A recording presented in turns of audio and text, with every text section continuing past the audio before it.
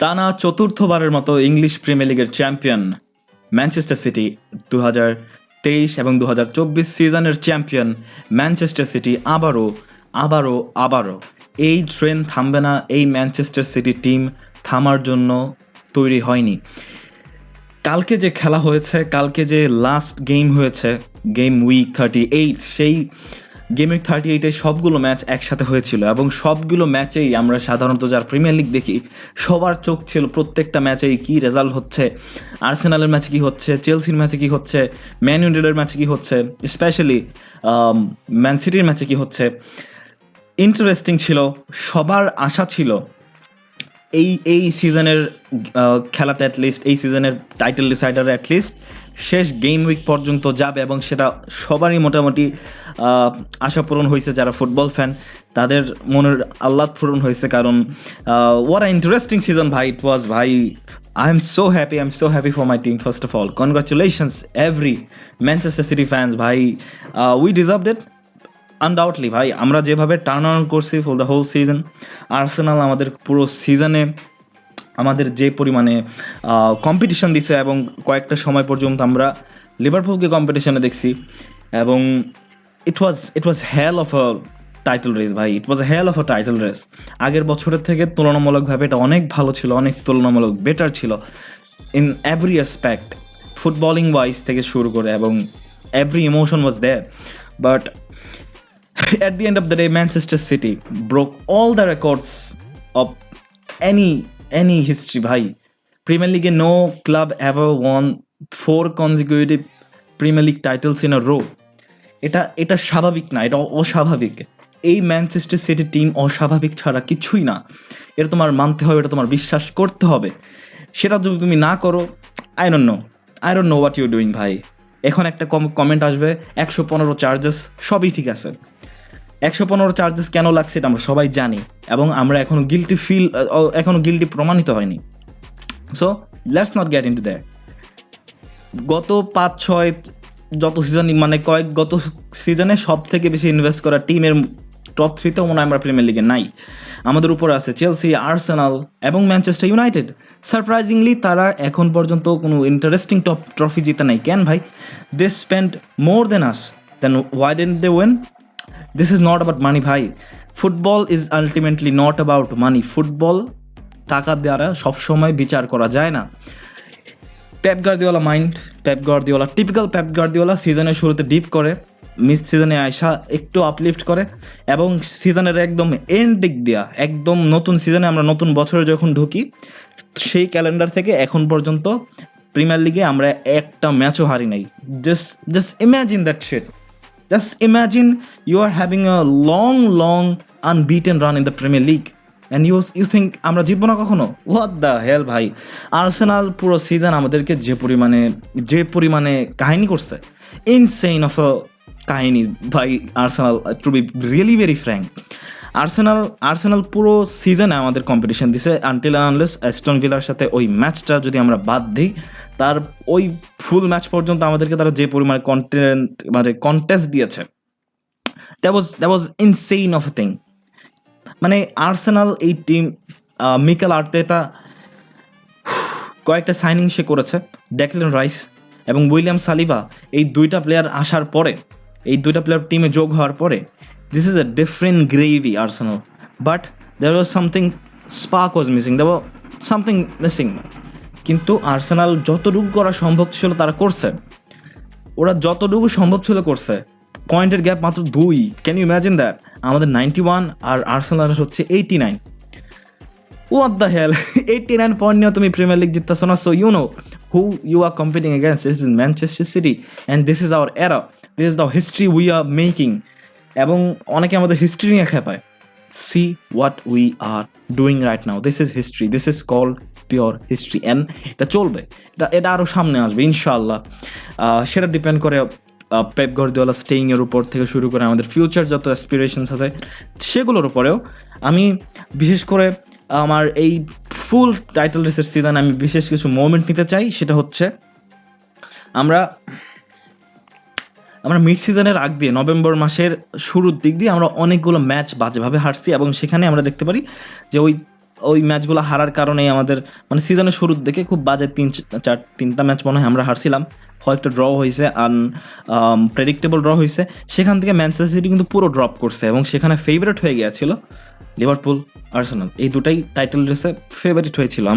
আমার এখনও মনে আছে আমরা 5-এও চলে এসেছিলাম, yes we dep like 5th পজিশনে চলে আসছিলাম, সেখান থেকে টার্ন আউট করেছি, একটা ম্যাচ আমরা হারি নাই। Rodri's unbeaten streak is continuing as hell. তারপরও আমরা অনেক সময় অনেক ম্যাচে স্ট্রাগল করেছি এবং প্রথমত কামব্যাক করেছি। আমি কামব্যাক করার প্রথম যে আমার মহানায়ক, the king of Premier League, the king of Manchester City, Kevin De ব্রুয়নের comeback, what a comeback, what it was ভাই, হোয়াট আ কামব্যাক। নিউক্যাসলের সাথে তুমি জানোই সেই মোমেন্টটা আমার এখনও মনে পড়ে, সে কীভাবে সুন্দর একটা গোল করেছিল এবং একটা অ্যাসিস্ট দিয়েছিল লাস্টে। অস্কার ববের ফিনিশ, also he deserve the credit. But what a season ভাই। এবং মিড সিজন আমরা যে সাইনিংগুলো করি শুরুতে, যেটা খুবই শেকি লাগতেছিল, কোভাচেচ, তারপরে নুনেস, তারপরে গুভার্দিওল, এই 3টা সাইনিংই আমার কাছে মনে হচ্ছিল কেমন জানি মানে অতটা ভালো না। কিন্তু সিজনের শেষের দিকে গুভার্দিওল পিক করছে, কোভাচিচ পিক করছে। গুভার্দিওল তো ডিফারেন্ট ক্যালিবারে চলে গেছে, he scoring insane of goals and many times ও আমাদের অনেকগুলো বল ডিফেন্ড করে সেভ করছে। Damn, but I have concerned with Nunes, Matthews Nunes. I don't know. I know she will shine probably. I will know he will shine probably, but I don't know why Pep Guardiola signed him. আমি জানি না। For me he's very pretty average player. তারপরও congratulations ভাই, and for winning the title. I think he will improve this season. আমার অনেক expectation আছে ওর নিয়ে, and he has to perform in that way. হল্যান্ডের একটা ডিপ ছিল, হল্যান্ড ইনজুরিতে পড়ছিল এই সিজনে, কিন্তু সে শেষের দিকে এসে আবার পিক আপ করছে। আমরা যখন অনেক ম্যাচ পরে রিয়াল মাদ্রিদের সাথে আমরা হারছিলাম ইন দ্য চ্যাম্পিয়ন্স লিগে সেকেন্ড লেগ, আমরা খুব ডিভাস্টেড হয়ে গেছিলাম। I was like hell, I was not talking to anybody ভাই। কিন্তু আমাদের প্লেয়াররা এরকম ছিল না, তারা পরের ম্যাচে একদম খুব শর্ট টাইমে চেলসিরা হারায় দেয়। কি বলে এফএ কাপ মনে হয়, এফএ কাপ সেমিফাইনালে, এবং ওরা ফাইনালে চলে যায়। তো you know the mentality of this team, this not amateur team right now, this is mature team bhai. So pay some respect, put the respect on your table, because we deserve it, the players deserve it. Important the star boy Phil Foden, অনেক অকেশনে আমাদের পুরো whole সিজনের consistent একমাত্র player হচ্ছে Julian Alvarez এবং first of all Phil Foden এই পুরো সিজনে কনসিস্টেন্ট ছিল। সে পুরো সিজনে অনেকগুলো কামব্যাক করেছেন, আমাদেরকে আবার 2টা হ্যাটট্রিক করছে মেবি, এবং প্লেয়ার অফ দ্য সিজন জিতে গেছে। So many congratulation. আমি যে বুঝি না এরা কেমনে ব্যালন ডিয়রের কন্টেন্ডার থাকে না। He should be in the top 3, at least top 5, আর ইউরো জিতলে তো টপ 3-তে থাকার কথাই। I don't know what you doing bro, he deserves it, what a game he played. এবং হ্যাঁ, এইসব অনেক অনেক অনেক প্যারামিটার আছে। আমি আরও পয়েন্ট আউট করতে চাই Ortega moment, Son miss, that was also crazy moment. I was devastated at that time ভাই। ওই মোমেন্টে যদি গোল হয়ে যেত তাহলে it was done, it was all about that moment. I think Son গোলটা করলে কনফিডেন্স বেড়ে যেত টটেনহামের, এবং আমরা ওটা করতে দেয়নি। এবং একদম শেষের মিনিটে অর্তেগার সেভটা আমি ক্রেডিট দিতেই চাইবো ওকে ভাই, টেক দ্য ক্রেডিট ভাই, you saved us probably, that's the moment of this title race. এবং হ্যাঁ, আমি আরও কিছু টিম নিয়ে কথা বলতে চাই। Chelsea as a huge. আমি ওকে এই সিজনে মানে মনে হয় জিততেই দেখি নাই খুব একটা বেশি, অ্যান্ড ওরা টপ 5 ফিনিশ করছে। কাম অন গাইস, না টপ 6 আই মিন, হ্যাঁ টটেনহামের নিচে মনে হয় আছে ওরা। ইভেন দ্যাটস ইনসেইন ভাই, চেলসি 10-এর বাইরে ছিল ভাই। এমন এক্সপেকটেশন ছিল যে চেলসি এবার 10-এর বাইরে 10, 12, 13, 14 হতে পারে, কিন্তু হঠাৎ করে টার্ন অন হয়েছে। কোল পালমার হচ্ছে ওদের, এনকোঙ্কু পারফর্ম করতেছে, তারপরও 2-3টা player, Gallagher whole season consistent ছিল। লাস্টের দিকে এসে আমি বলবো কাইসেডো 100 মিলিয়ন অফ সাইনিং, সে ভালো খেলছে। তো চেলসি টার্ন আউট করছে, বাট ম্যান ইউনাইটেড মেবি তাদের নিচে চলে গেছে, এবং আবার এক্সপেক্টেড তার ম্যান ইউনাইটেড 8 ফিনিশ করছে, আগের বছরে 3 ফিনিশ করছিল। But I think Ten Hag had a pretty bad season, and I think so many points over the injury অনেক কিছু ছিল, but in the end of the day their playing style is so poor. I think তাদের কোনো main vision আমি দেখি নাই এখন পর্যন্ত। একদিন খেলার এক ম্যাচে এক একটা নিয়ে নামে, and the players are not motivated enough to play. I think that's all. But let's talk about man city. I just want to say একদম শেষের দিকে ভিডিওর আমি এটাই বলবো যে thank you guys, thank you so much, this was amazing, of hell of a season it was ভাই, hell of a season it was. Travel সিজনের আশেপাশেও নাই এটাও যদিও, কিন্তু আমি বলবো it was pretty good season. আমরা রেকর্ড ব্রেক করছি, 4 titles in a row, it was amazing. Let's go for the fifth one, let's go for the fifth one ভাই, let's go.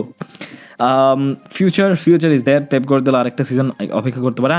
I just can't imagine when he leaves. I just can't imagine ভাই, I just can't imagine. I don't know what's gonna happen then. আমি কিছুদিন বসে থাকবো, দেখি কি হয়। I don't know what's gonna happen after Pep Guardiola, but I want to congratulate, not congratulate, I want to validate Jurgen Klopp. আমার rival team Jurgen Klopp he was a memory by Jurgen Klopp Pep Guardiola rivalry. It was one of the biggest rivalry in Premier League history. এবং Jurgen Klopp after Sir Alex বলো, Pep Guardiola বলো, এইসব ম্যানেজারের পরে আমি যদি কাউকে সবচেয়ে বেশি রেসপেক্ট করি, he is Klopp. Because Jurgen Klopp is that gravy. He's a competitor. He won everything with Liverpool. But yeah, I just want to say I respect you, man. I will miss you. I will miss Jurgen Klopp. You know, আমি জানি যা নাই তা হয়ে যায়, comment সেকশনে তুমি গালি দিতে পারো আমাকে, but I will miss Jurgen Klopp. Huge respect to that lad, ভাই. He was huge, very fun guy. I mean, I know what situation Liverpool is going through. All the best to all the rivals, but পরের বার আমরা জিতবো ভাই। That's all for today from my side. It's Katie Ham, boys. The blue moon rises. Keep the subscribe button and like the video.